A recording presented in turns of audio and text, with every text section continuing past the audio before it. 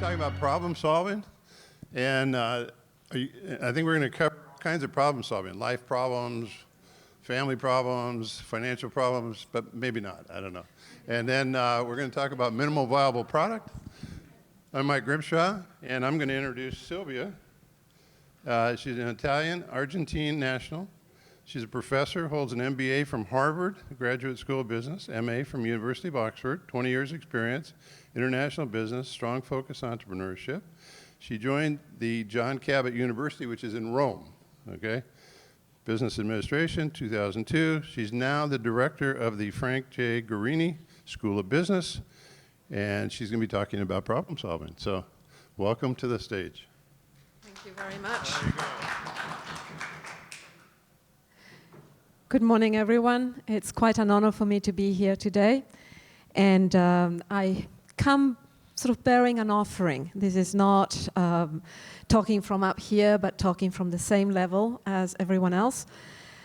And my co-author and I stumbled upon a problem that seems to affect a lot of people. And so we worked a little bit on it. We tried to do the heavy lifting. And we would like to help other instructors of entrepreneurship with the material that we put together. That was the spirit of the work we've done. So I imagine that you're all familiar with this quote ascribed to Albert Einstein. How many of your students, on average, actually follow this pattern? Right? Okay, I'm glad I asked a question for which I got the answer I was expecting. There's always a little bit of thrill there, whether it's going to work or not. But that's exactly what we've been looking at.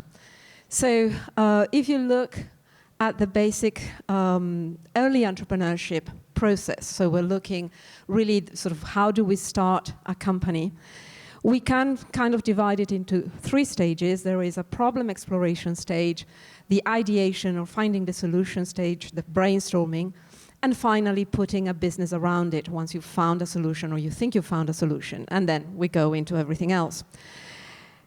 We've found that students have a strong resistance to engage in that first block. They jump straight to the solution.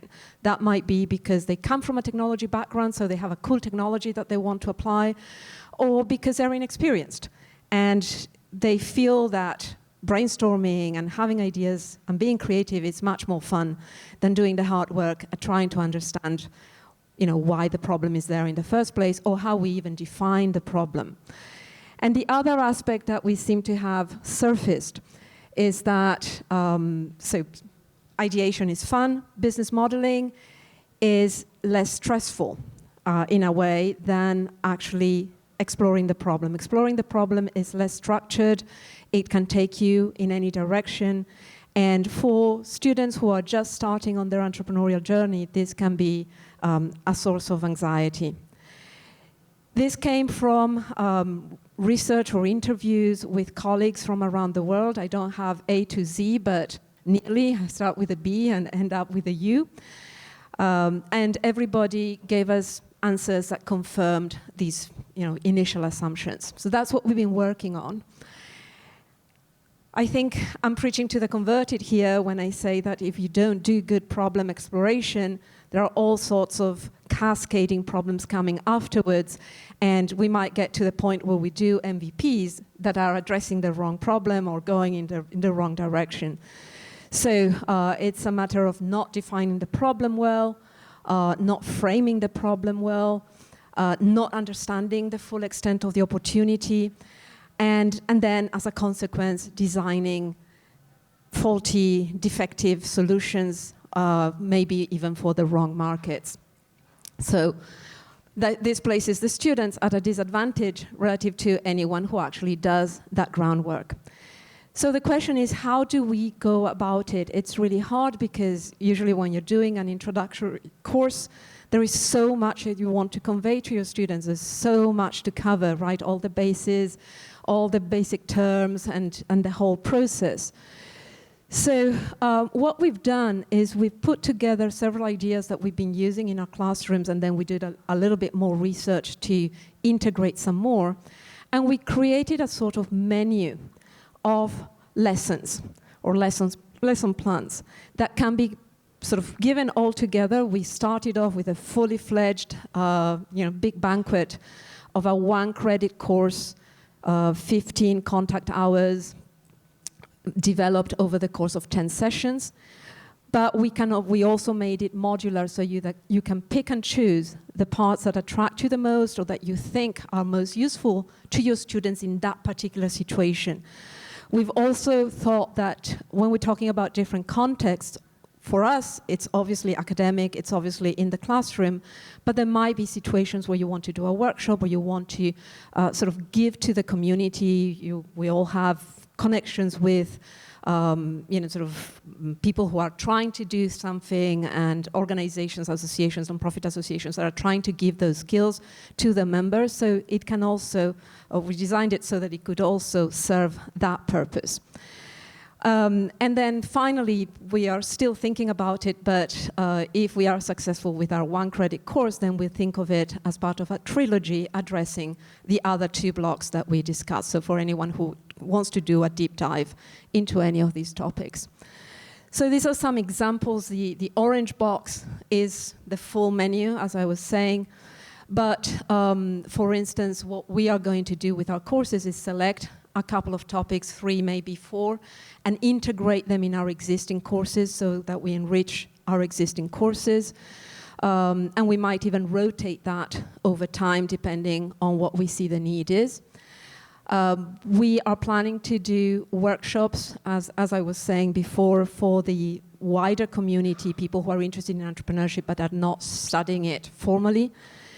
And then we have actually done a first test of using it for team building and sort of orientation of our staff members. We have many of our staff members that deal with students day in, day out, who are facing problems, who are trying to find solutions, and we feel that these are transferable skills to any domain.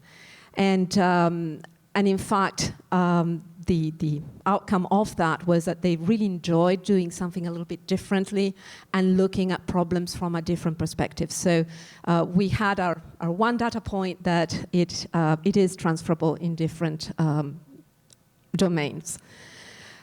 The students that we have in mind are young, so undergraduate, but not necessarily. The main thing is that they are just starting on an entrepreneurial journey, or they know nothing about entrepreneurship. And since we at John Cabot, we serve the whole university from our entrepreneurial base, we don't expect anyone to have any business knowledge. We deal, we start from scratch, and this is how we move on. So this is the basic, sort of basic rules for the work we've done. And essentially, then the 10 building blocks are meant for 75-minute lessons. That obviously can be adapted if you have a different structure.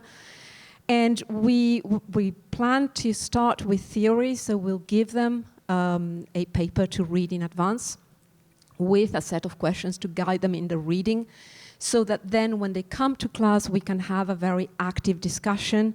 We found over recent semesters that post-pandemic, this is a method that works very well in the classroom, that they prepare the questions and then you don't stand up, you sit, you're in a circle, and you get that conversation going. It's more informal and very, very effective. And then after you've done that discussion, you run through a few examples to give them a better understanding of what the theory means in practice.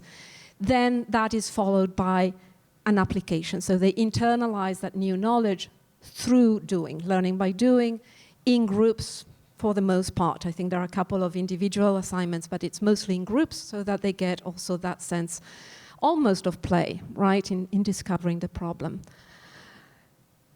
So we think that, as I was saying before, this develops several transferable skills, recognizing the importance of problem exploration, of stating the right problem so that you then have a good focus, understanding the linkage between that first step and then ultimately formulating a theory, which you can't do if you don't have that first work done. Then we We offer them a whole set of tools to do that exploration. We don't go into all of them because some of them are advanced. They come from engineering, they come from sort of operations management, but they need to know that they exist and that they're used and applied. So they get a good sense of the broad perspective of all the tools, not all, but good range of tools that are out there. And then they actually learn a few specific tools, they get to apply them, and they get to hopefully internalize them, sort of be able to have them in their own personal toolkit. As a final objective of the course, especially the one credit course, there is an assignment which is designing and executing a problem exploration plan. So they have to decide what they want to explore, how they're going to explore it, what the findings are, and then reflect upon that. As a byproduct of all of this, they will become familiar with academic writing because they read one paper after another. And we think they're going to become more flexible in their thinking. So this is the big menu. And I'm going to go quickly through these. The broadly combined sort of a first overview stage where we sort of warm the engine up with some thoughts about creativity that usually gets the juices going. Then we speak on a general level about the importance of problem exploration and how it connects then to theory formulation. So if you were not going to do the whole thing out of those three, maybe you might pick problem exploration as an introduction to the whole topic. Then as we sort of go deeper into the analysis, we talk about problem statement. We again describe what tools there are out there, and we do a deep dive into root cause analysis. Once you're done, so we do the horizontal exploration. What is the problem? Who are the stakeholders? What are the constraints, etc. And then deep dive on root cause analysis. We might have time for some problem reframing. There are lots of nice techniques that don't last very long that you can do quickly to think about the problem from many different perspectives in a playful manner. And then we like the MOM test, so we get them to understand that when they do problem exploration, they have to know how to speak to the people that they're going to talk to. And so for that one, the assignment is role-playing a couple of dialogues that are in that paper, which is very nice. And we like to finish as a transition to the next stage with Clayton Christensen's Jobs to be Done, because I think that if you got that ingrained, then thinking about developing value proposition, etc., becomes much easier. So I think we're short on time. I've never intended to show you 10 slides of the actual content, but I'll show you a couple of examples so that you can see how it's organized. You start with a paper, you have a whole set of discussion points, and then you end with something that's applicable. So I'm going to run through these. They're available in the slides if you're interested. This is the project that I described earlier. And this is where we stand now. We are in the blue box, trying to run this through our academic council to get the one credit course underway. And once we have that out there and we've done a couple of runs and we get all that feedback, we would like to put it out on a wider stage, make teaching notes for it, share it with other faculty, and maybe create like a bank of exercises, a bank of tools that can be used by all of us who have the same mission in mind. Thank you very much. All right, so we got Dr. Kurt Jacobs coming on up, University of Tennessee, entrepreneur extraordinaire. And Fortis is the company, right? Yeah. And so he's going to talk about some pretty interesting stuff. Thanks for having us here again, continuing our second talk, I guess, from yesterday. We talked yesterday a little bit about no-code tools. Today we're going to talk about minimum viable products and really kind of the role and making sure that our students understand the role of minimum viable products, the intent behind and intention behind minimum viable products, and really the role of minimal viable experiment rather. So I'm Kurt Jacobs from the University of Tennessee. I'm a pracademic, a little bit like Sylvia, where practitioner background, found my way into academia later in life. My co-presenter is Jamie Darnell from Penn State University, currently a clinical assistant professor, soon to be associate professor, all that kind of good stuff.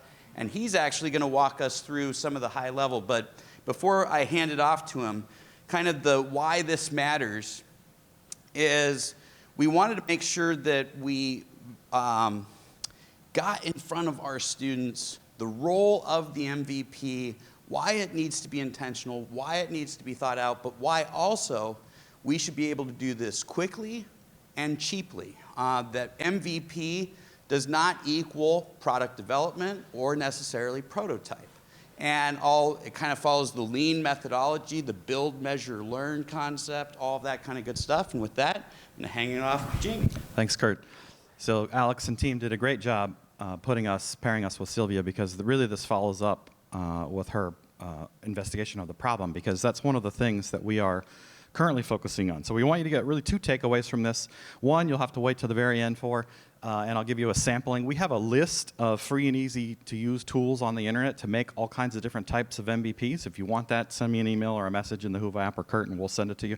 We probably have a 2-page list now, maybe single space. We have a ton that we have found that our students have used that you could use inside the classroom or outside the classroom or a workshop. The other one, though, why we did this workshop, in addition to we've been developing the list for a couple of years now, is that we have been finding in our experience recently that we find that our students are not really understanding the purpose of MVP.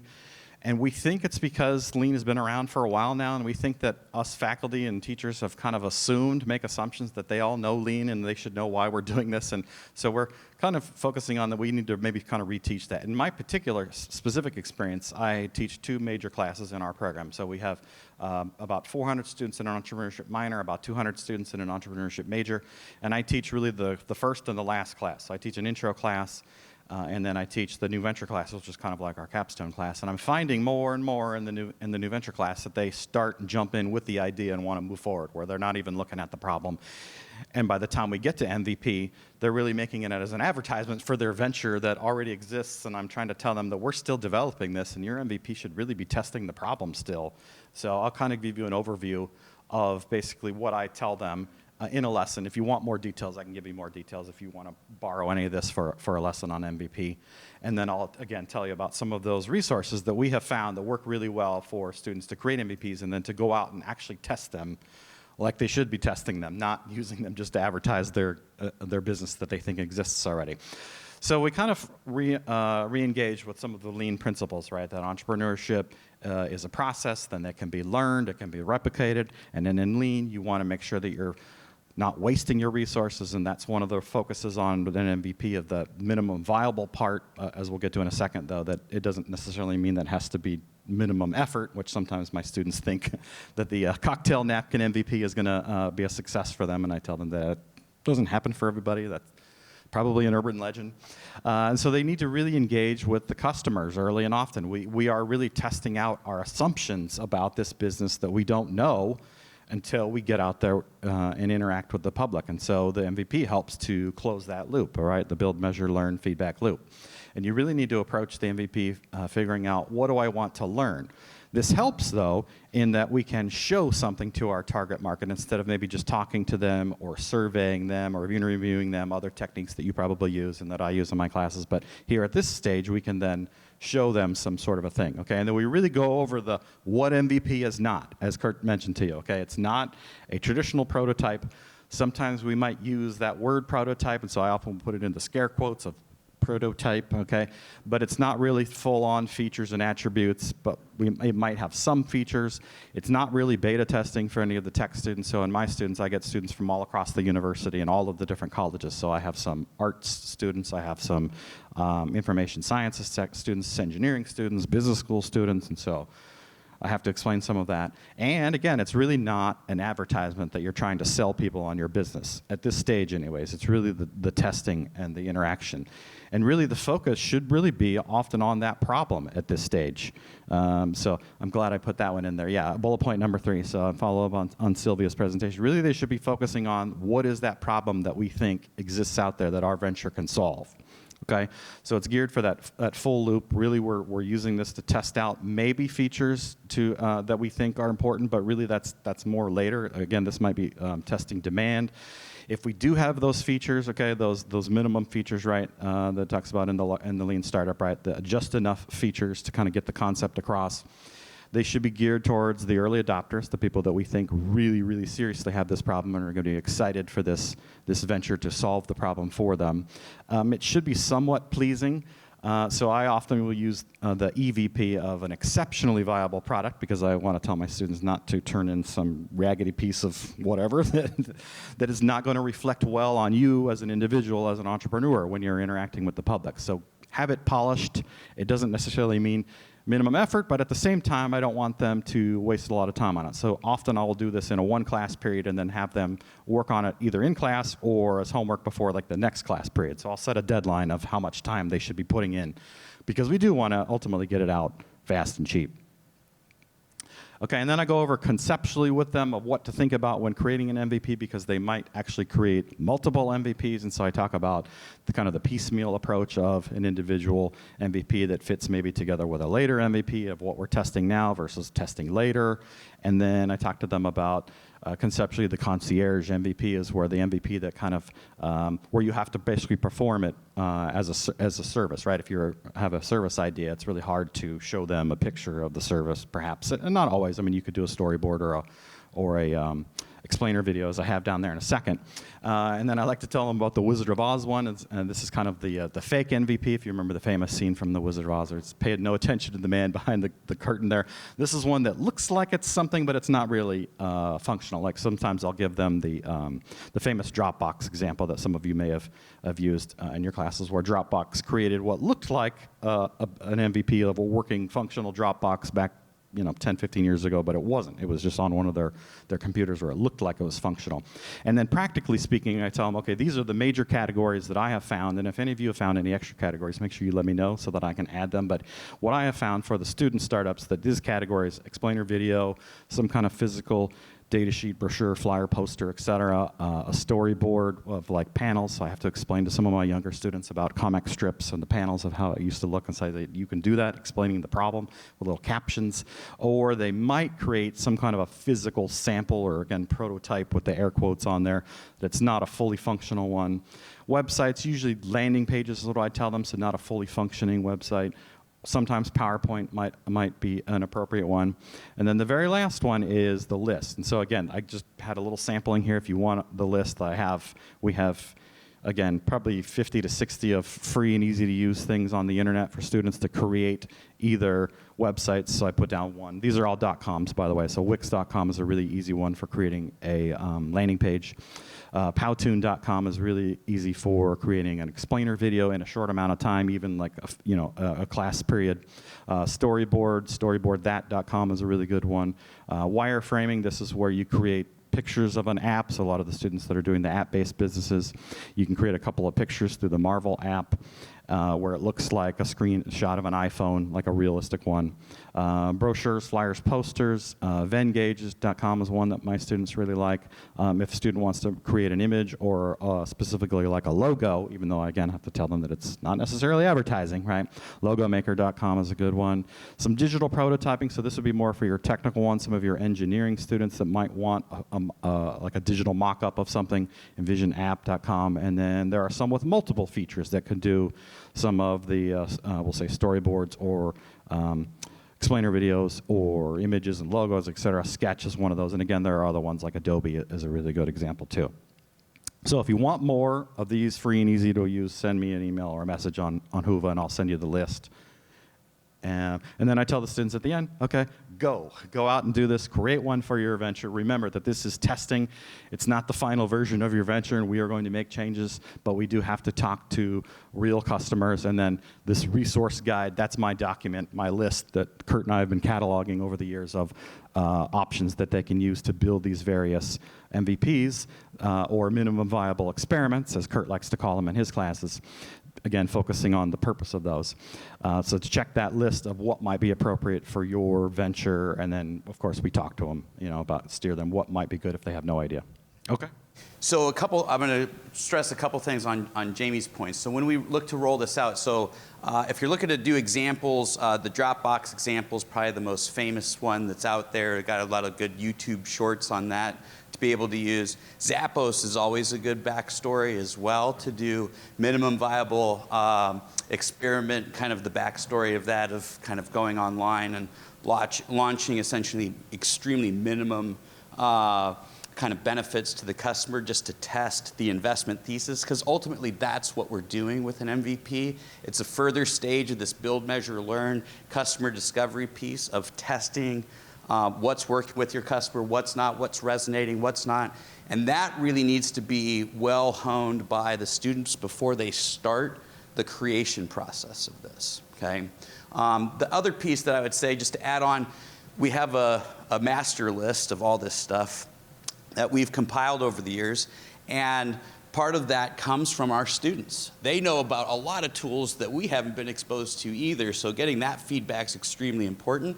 One that we don't have up here that's become popular because they are starting to have more and more experience in this, as far as my perspective goes, maybe Jamie's seen it as well. Canva is one of those platforms for storyboards, et cetera.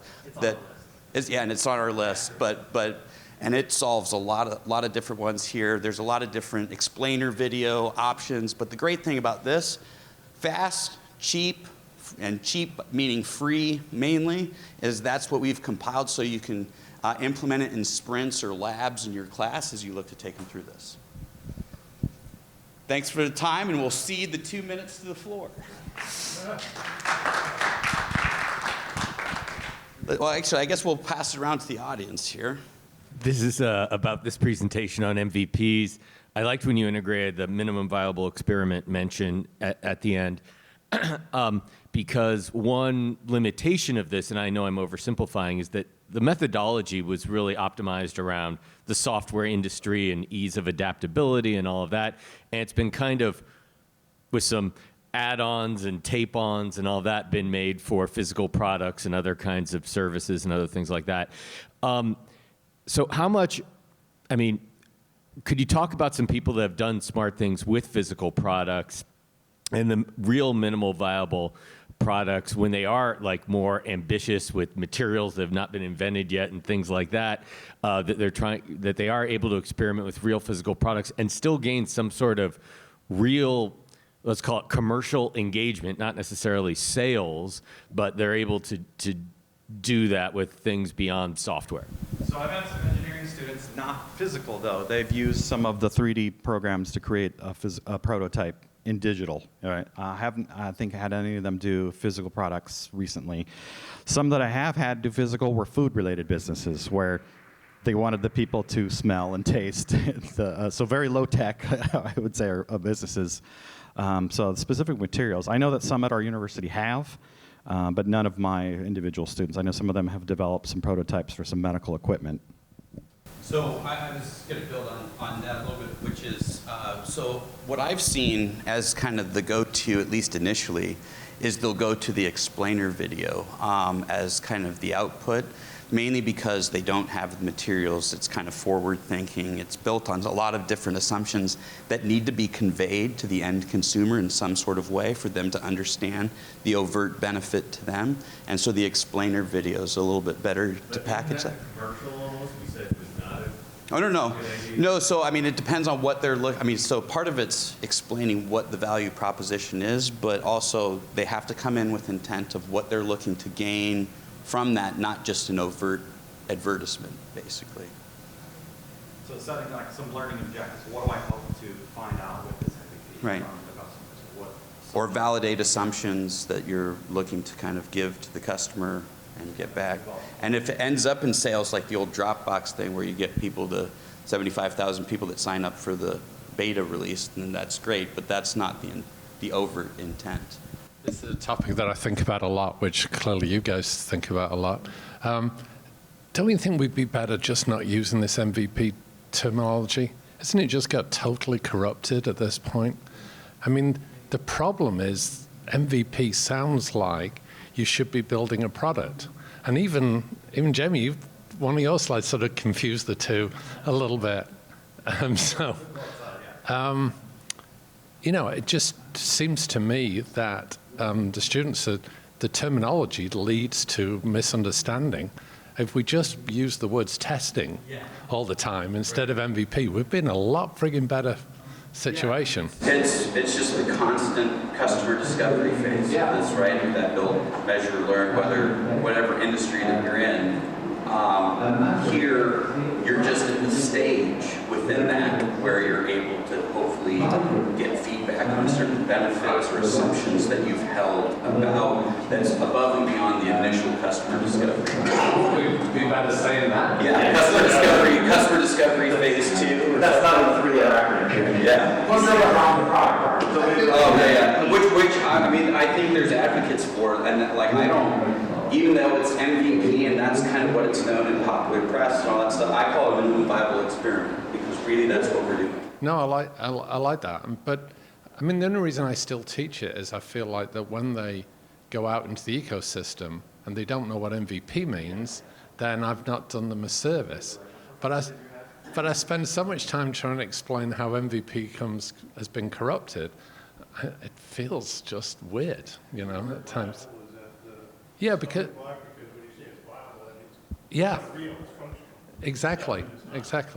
So, I mean, outside the classroom, entrepreneurs are definitely confused. So they're actually building bad product, rushing it to market and calling it an MVP, not understanding that MVP is about trying to test some of your hypotheses. So it's corrupted all the way through. The other thing that you have to be mindful of too is like, we try and stress the fact of speed to market or how fast you're able to develop this, but it's also a lot of times some of the first integration you have with whatever products or services you have to your end customer. So if it's low quality, this is your first impression to your customer a lot of times. So you want to put your best foot forward when it comes to that, and sometimes that gets lost in the translation. I just feel like all the entrepreneurship educators in the country should sign a manifesto that we're not to use MVP any longer. Sorry,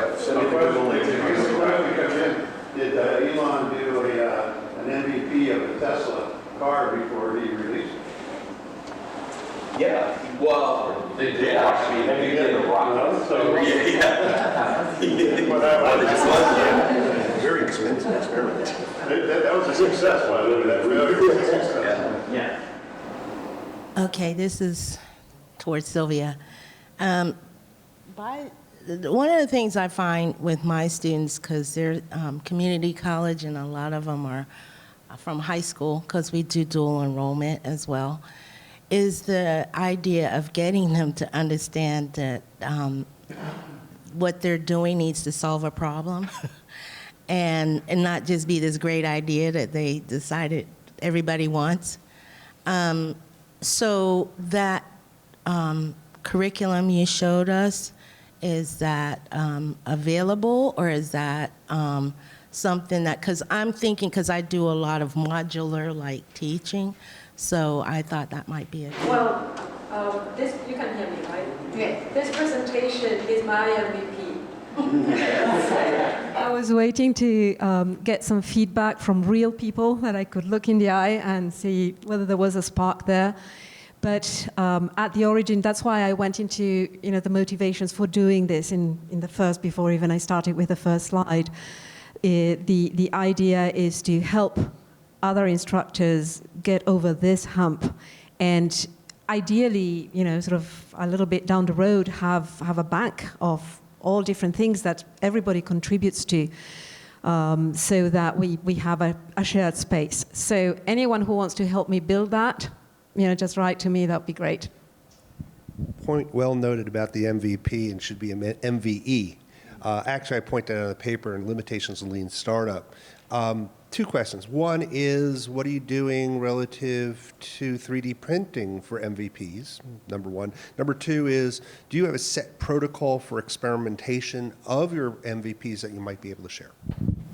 Well, so address the first one with 3D printing.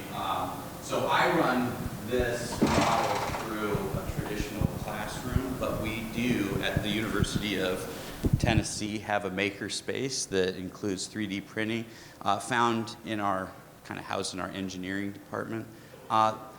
As we mature as a entrepreneurial ecosystem across campus, we hope to integrate a lot of those assets. I know some of the best practices that we glean around co-curricular and programming here. Some of the things that we're working on at Tennessee is to harness a lot of those ecosystem resources and find ties that bind, just because we work in different departments. Entrepreneurship's that one thing where, even though we're housed in one academic discipline, we really need to appeal and reach out to the entire ecosystem. So we need to do a better job in terms of that. But certainly if you have 3D printing or anything that allows from a makerspace perspective, that would be a great integration. All this, I don't know if at Penn State they're... I've had a few students do 3D printing for their MVPs, and they looked really great. I don't have those skills personally, so I don't teach them. I've thought about having a field trip to our makerspace to teach the students. I haven't done it yet. And as far as the template for MVP experiment, you can send me the email. It's pretty basic that I have right now if anybody wants to help, but it's basically state a couple of objectives that you want to achieve. What do you want to learn? What do you want to validate with your MVP? And then a couple of sample open-ended questions that you can ask with your MVP, and that's about it. And then they have to report back and summarize what they found and the learning involved. So. And it depends on how, I mean, you can turn this into a large project as part of the class or a stepping stone. So it just kind of depends. And do the real customer discovery with the sample size, all that kind of stuff, or just look to have them kind of follow the program. It just kind of depends on what you have time for. Thank you.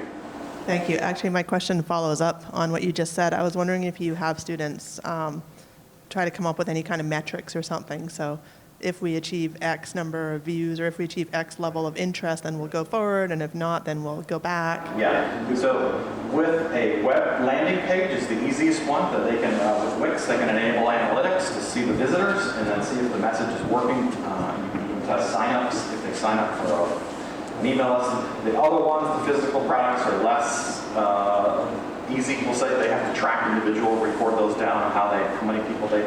And generally, so I do those in 2 different classes. I do it 2 different ways. And so generally, the physical ones, I have them do less because they're more time-intensive interviews. And so I usually have them do a minimum of 5 or 10. And then in that one class, we do a little bit of pivoting after that, but not a lot. It's good. Like Kurt said, it depends on how you teach it. You could do kind of a full-on, almost a whole class on it, or a stepping stone. I use it as a stepping stone. I think it's more a lot of commentary and questions I'm going to ask, so please bear with me. With the variety of students that you have, does every single one of them do their own MVP on their own idea? Yes. In my class, one of them, yes. Okay. And does everybody start at a idea in your classes for venture launches? In my new ventures class, yes, and I take them through some ideation exercises. And as I was listening to Sylvia's presentation, I'm thinking I need to do a little bit more problem investigation at the beginning, because that's the class I've been having trouble with. That they're supposed to have had an intro class before, but we have a large university and they may take it with somebody else, and so I can't assume that they have that knowledge. They're jumping in and knowing that we're really focusing on a problem at the beginning, because I think a lot of them are focusing on the solution. And then the next question is, if you have a class that has a mix of students that might be taking over a family business, may want to explore it or grow it to go online, how do you use all these resources, including problem solving, and then also the MVP? How do you translate it to businesses that aren't developing medical devices? Yeah, a lot of them, it depends on the business, but some sort of digital technology can apply to a lot of service and family businesses. So I've had a few that have done it for family businesses. I've had one that took the family business online with a website, and they're still online now making, he took it, it's like his grandfather's business, and is making $50,000 a year kind of as a side hustle. So it is possible for an old school family business. Some of the other ones where it exists, and I have them do the new venture class, we work on a possible new project for the family business. So I tell them in my class anyways, I can't just take the old business and just say it's online now and that's it for the whole class. And so I want them to work on something new that they have to investigate. So it's usually a new avenue, a new product, a new service, something for the existing family business, just for the class. And then they can do the MVPs for that project. And then again, depending on, because there's a lot of options. I've never had a student tell me that I can't figure out what MVP to use for this company. they've always found something in the list that I give them of options that works for them. I also have a little bit of mini speech, I guess, that then leads into discussion and a question about the problem identification piece. We have a program, actually I'm wearing the jacket today, Master of Entrepreneurship and Innovation, but several of our program students come in with the idea and then they think like, I'm in a school in order to execute this idea, which is not optimal. In my class, I actually do kind of a strange exercise of having them discuss the case, and I just looked it up again. Doug Roush and the Daily Table. This is a founder of Trader Joe's, and it deals with food waste. And he laid out some of the elements of food waste, and they said, now I'm going to have a store that deals with expiring food. And everyone is praising him and say this is so awesome, this is going to be so successful because he worked at Trader Joe's. And then you look 10 years later, they have exactly 2 stores. They have not used this to scale. And I use it for this visceral exercise of this guy went right to the solution of I have experience with stores. It has to be another store. And then I have them dive down into the problem more.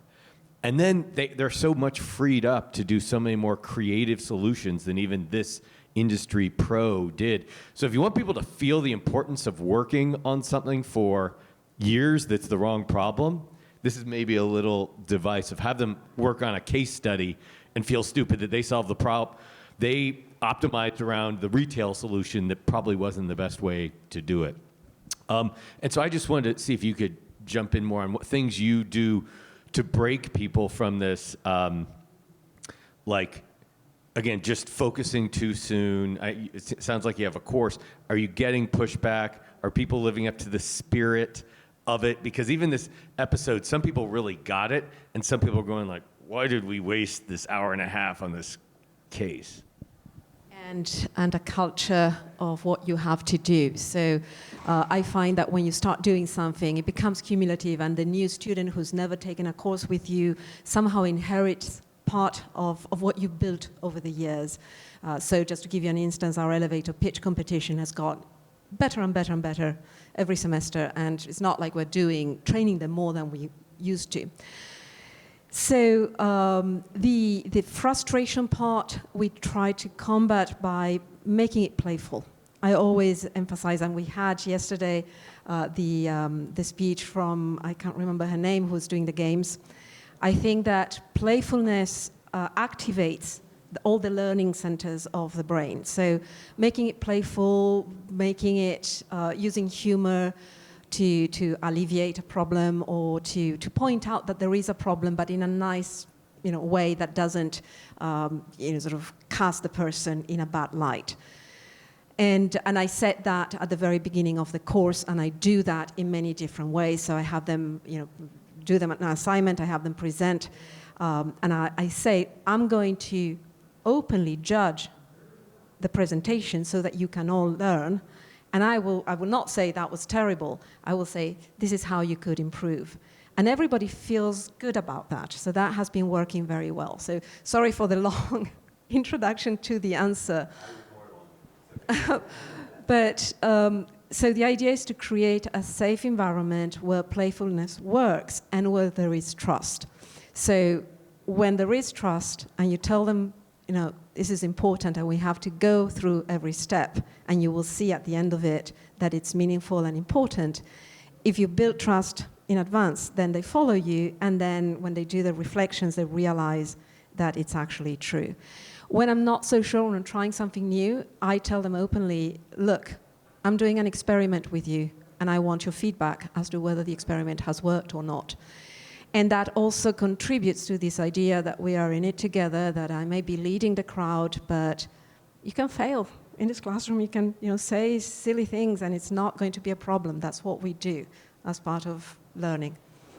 Question here. So, this is very interesting because the emphasis is on search, which is really unique now to get problem-solution fit.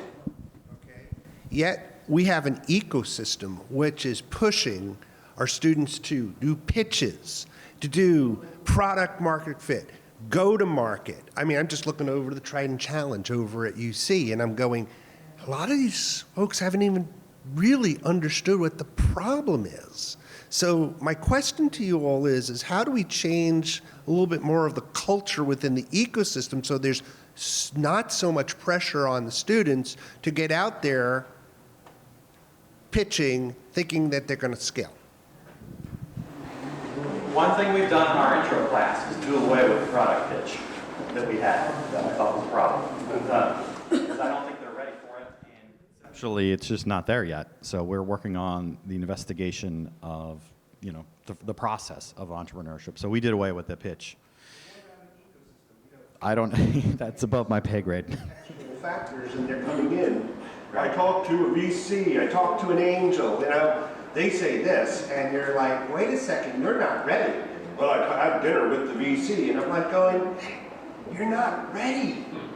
So how do we sort of help educate and get sort of that support within the ecosystem so students don't set themselves up for failure?